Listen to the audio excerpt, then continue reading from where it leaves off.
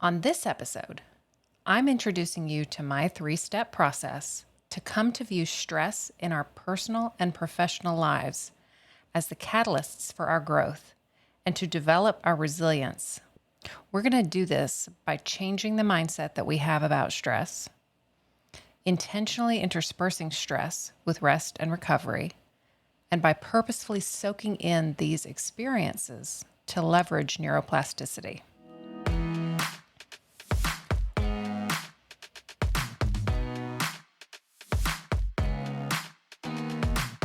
Welcome to Not Your Mama's Midlife Podcast with Stephanie Lee. On this show, we're going to talk about what it means to be a late Gen X or early millennial woman dipping her toes into midlife. I'm talking specifically to the woman who sees this stage of life as an opportunity to reflect on her life to date and to begin the second half with intentionality and purposefulness, whatever that may mean to her.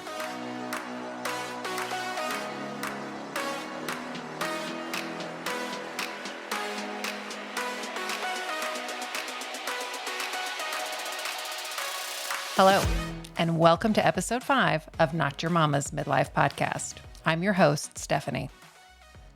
And I am going to ask a big favor of you right here at the top of the show. If you are enjoying this podcast and you think that it would be beneficial to others, please take a minute to rate and review it on Apple Podcasts.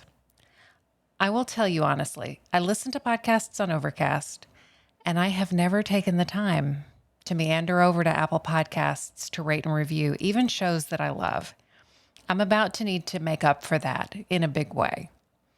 Ratings and reviews are the way that people who are not already in my orbit following me on social media find out about this podcast and have it served up to them in their suggestions. So I would be very, very grateful if you would take the time to rate and review. If you're uncertain how to do so, I have a video on my site, and that's stephanieleecoaching.com/podcast. The link will be in the description of this episode on whatever podcast app or YouTube that you're listening to. That video, which is titled How to Subscribe, actually shows you how to rate and review as well.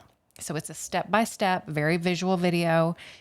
If you would take the time to rate and review, it would really mean the world to me. So thank you. And I actually do plan now to systematically go back and rate and review the podcasts that I've enjoyed over the years.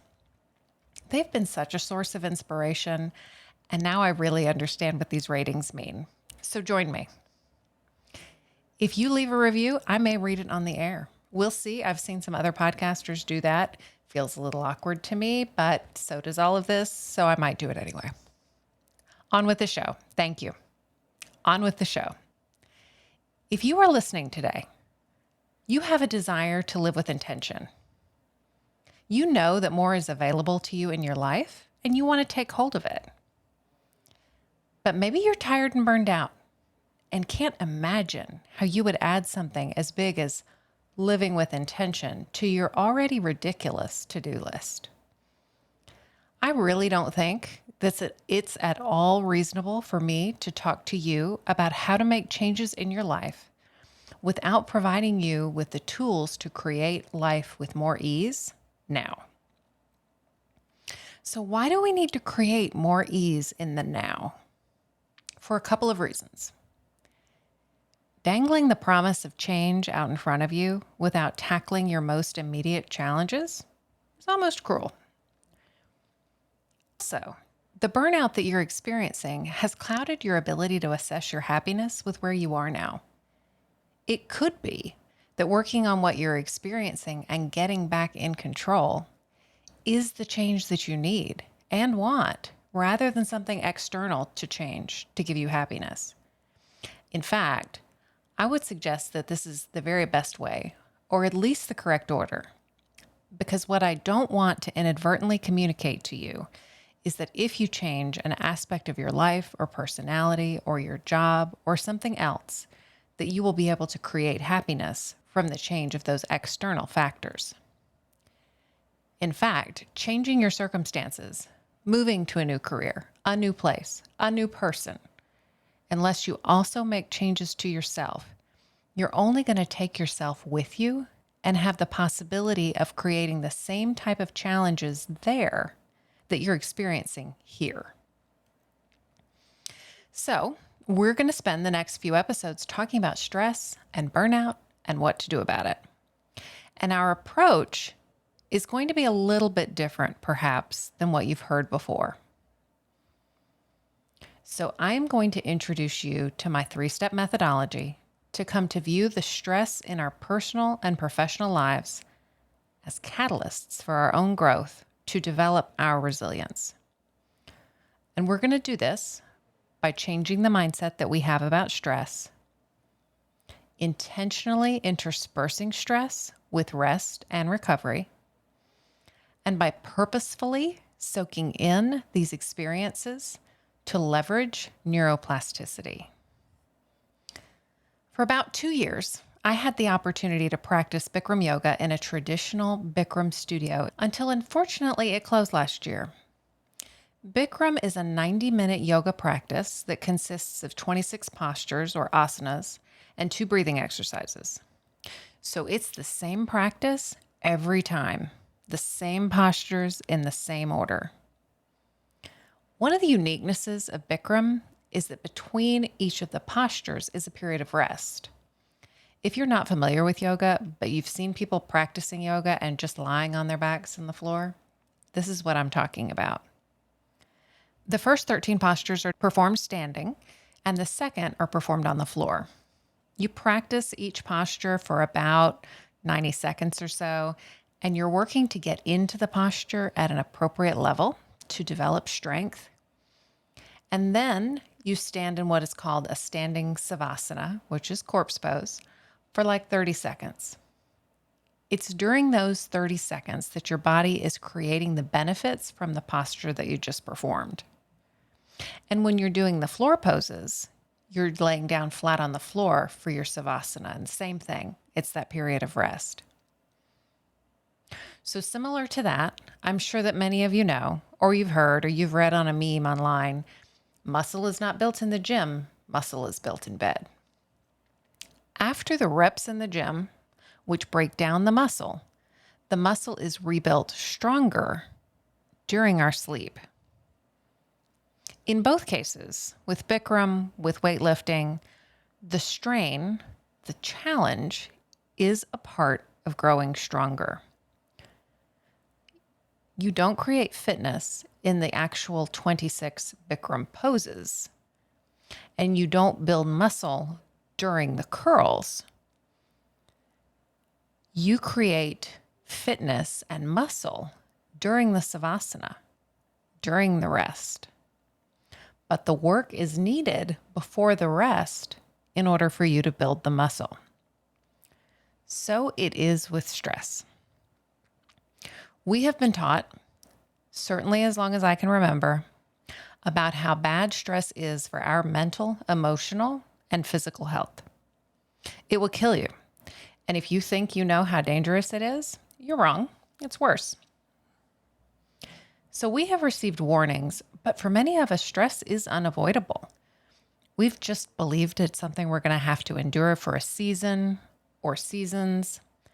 Hopefully it won't do untold damage while we're barreling through these years of paying our dues professionally, demonstrating our value to the partners, or having young children, operating on little sleep. So we've braced for stress and we've braced against it. And we've prayed that the cost wouldn't be too high. We have done what we could to mitigate the effects.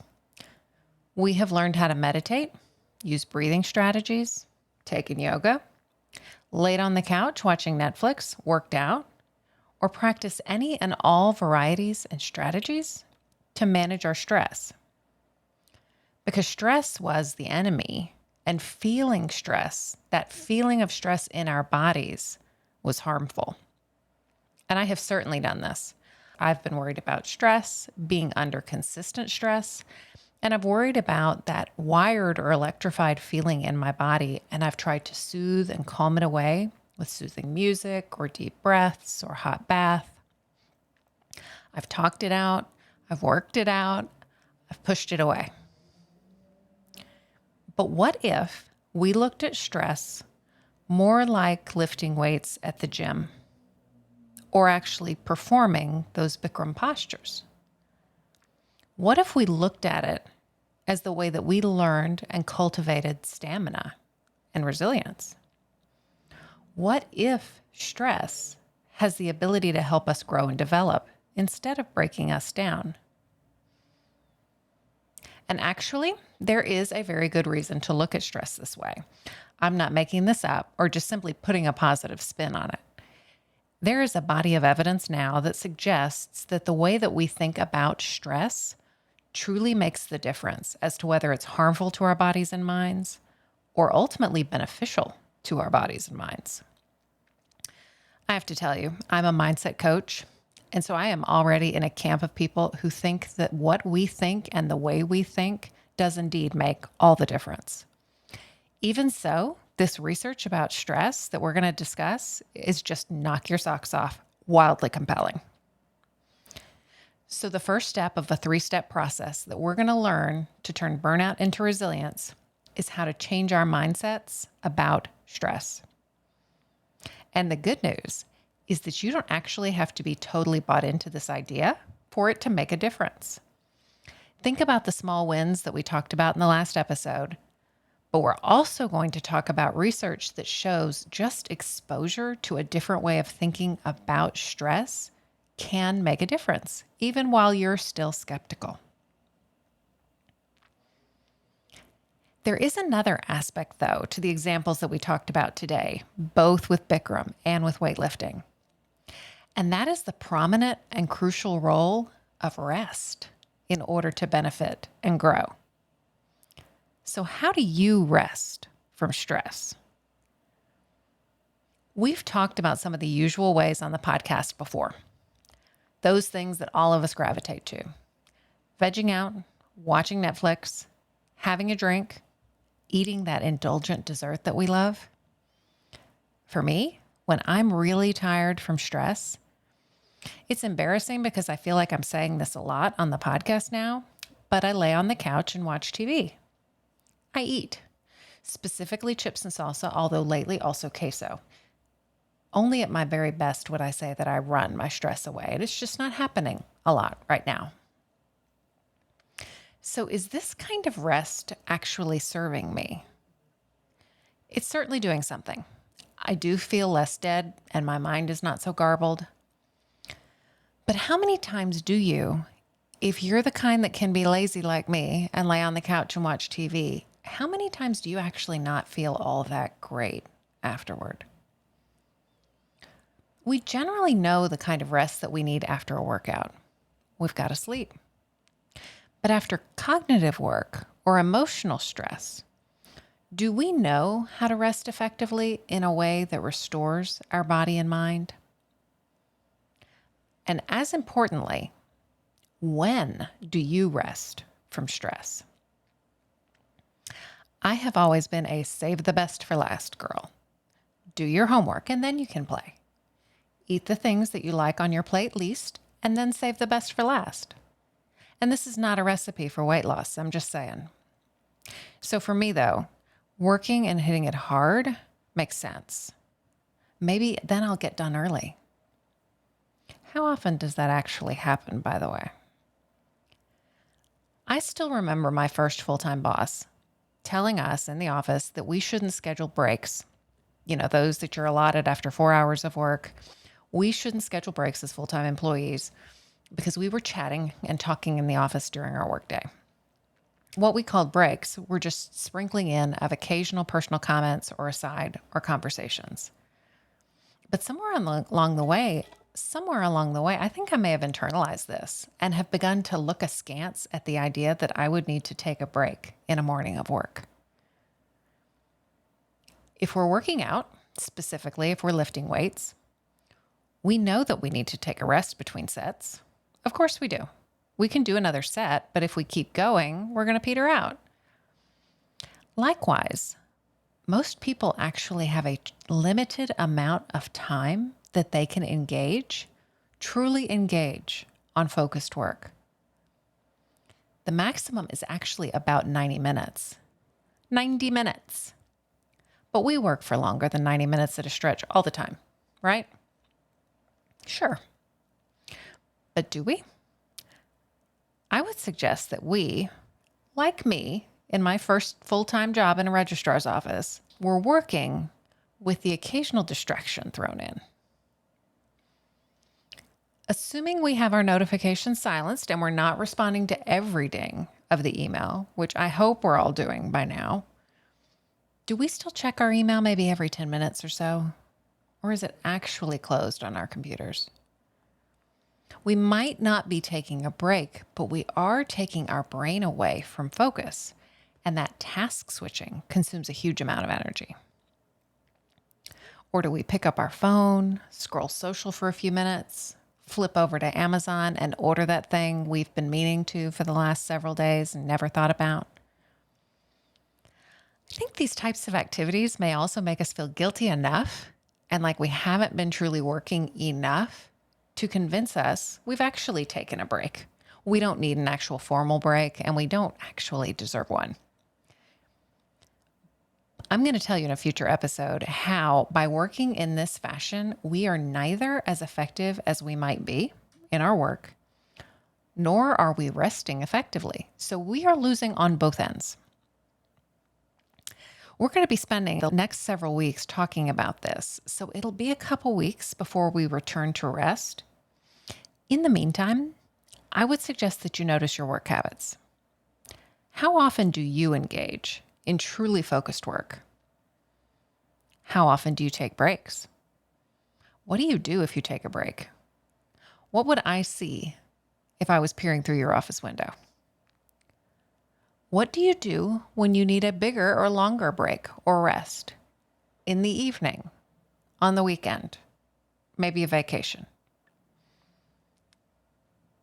Okay, the third step to turn burnout into resilience is to learn to soak in the good. Now, what on earth do I mean by that? Rick Hansen, a psychologist, teacher, and co-host of the Being Well podcast, which I will link in the show notes, says that our brains are Teflon for good things and Velcro for the bad. This tendency towards Velcro for the bad things is one of those things that lingers around from when life was more primitive. If you paid attention to the negative things, you were more safe and lived to tell the tale. This way that our brains function is called a negativity bias, and we all have it. I want to stress that again because in the circles that I run in, I think our brain's negativity bias can sometimes sound like a moral issue. You're a negative person. But actually, your brain's negativity bias just is. But knowing that, you get to decide what you want to do about it. What this negativity bias means practically is if I'm at the end of my day and I'm recollecting it, maybe to my husband, maybe in a phone call on the car on the way home, I'm likely to remember and recount what was disappointing, what didn't go as planned, what irritated and frustrated me. And it's not because I'm a negative person. It's because that's what my brain thinks is important to help me make decisions in the future. And I want to stress this because as we think about growing and changing, what I'm going to suggest to you is that it's much easier for us to grow and change from a place of kindness. But that when we begin judging ourselves, thinking there's something wrong with us for being negative, it actually makes it much harder for us to shift out of that negativity. Whereas if we can just recognize this is actually how our brains function, it's much easier to develop practices to create more positivity in our lives. So when we're in the car recounting all of the things that have gone wrong during the day, we are retraveling well-trod neural pathways for negative things. This is just default though. These are our factory settings. We can update our factory settings to better serve us. Unfortunately, it isn't as easy as changing a setting, but getting started really isn't all that challenging. You can intentionally take in and briefly savor the good in order to give those neural pathways, those positive neural pathways, a bit more traffic and begin to make them more habitual, or at least more easily accessible. I have a good friend, Emily, who hiked the Appalachian Trail, and my brother and his wife, Christine, backpack. I do neither of these things, but I have heard about them. If you go hiking and you have to clear the trail each time you go, it's harder. I've never cleared a trail. But if you use a trail that has been used lots of times before you, it's safer, it's smoother, it's easier, it requires less work. The easier, smoother paths in your brain are those that have been cleared by your negativity bias. But you can learn to neglect those trails, to allow them to become overgrown, while purposefully, and yes, effortfully, clearing new trails to savor good things. So to apply this idea of turning burnout into resilience, I'm going to present you with recent research that was conducted by Dr. Hansen that I referenced regarding taking in the good, or wiring positive neuroplasticity, and talk about not only how to leverage these strategies generally to savor more positive experiences, which has value in and of itself, but to specifically savor and recognize the good feelings and sensations and satisfaction of periods of focused work, and to notice the benefits of rest. Both rest during the day and more long-term rest. We're going to do this for a couple of reasons. Living an intentional life is about being present for it. When yogis are practicing Bikram or folks are lifting weights, the rest is intentional. It's planned. It's part of the training. Coming home and being overwhelmed and needing to unwind is a habit. Changing the way that you operate during the day can give you some relief, but less if you come home and slip right back into the same habits. And it's super easy to forget the value of those breaks you took during the day and how that felt, and how it actually felt to engage in focused work. So we are simply going to begin to identify and find small ways to practice noticing how it feels to engage in focused work and how it feels to rest. So I have to tell you, I'm so excited about this topic. And I'm excited about it because I want us to develop resilience. Burnout doesn't exist just because of work stress. Burnout exists because of the many stresses that we encounter in our lives. Financial stress, lost jobs, uncertainty about the future, disappointment, disillusionment, loss, and other hurts. And these things are going to continue to happen. That's a certainty. I talked on episode 3 about my own story and the waking up that I experienced as a result of the loss of my mother-in-law. One of my insights from that season was certainly that my life would continue to involve loss and pain.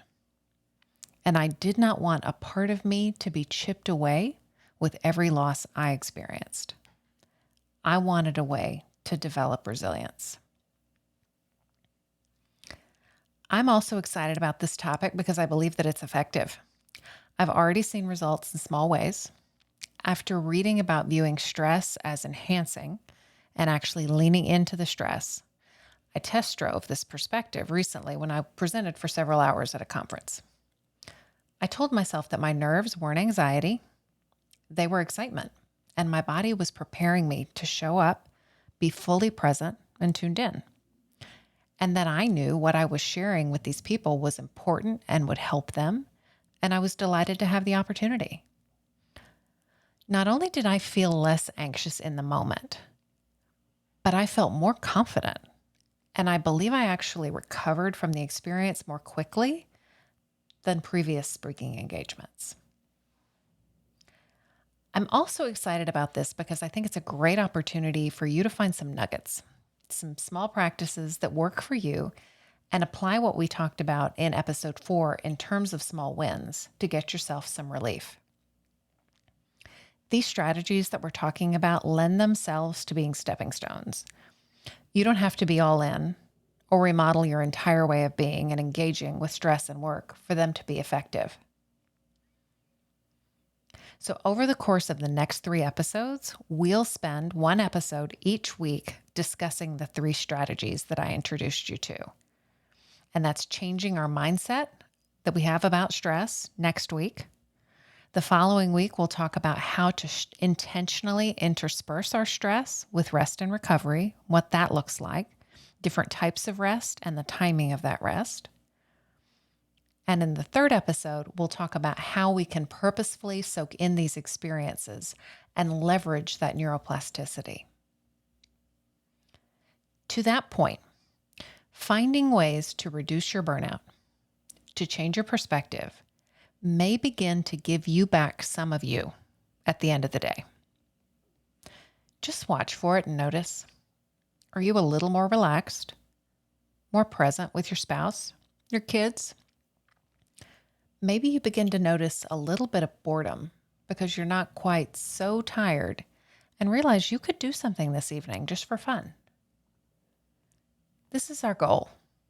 To create a bit more margin for you around the edges or in pockets of your day, for you to connect with yourself and be able to get some clarity about what you want from the second half of your life. Go to stephanieleecoaching.com/episode 5 and find not only the show notes for this episode, but a link to the worksheet with some questions that you could use to apply what we've talked about to your own life. Use them as journal prompts, read them before taking a walk and give them some thought, or fill it out as a worksheet. That is stephanieleecoaching.com/episode 5.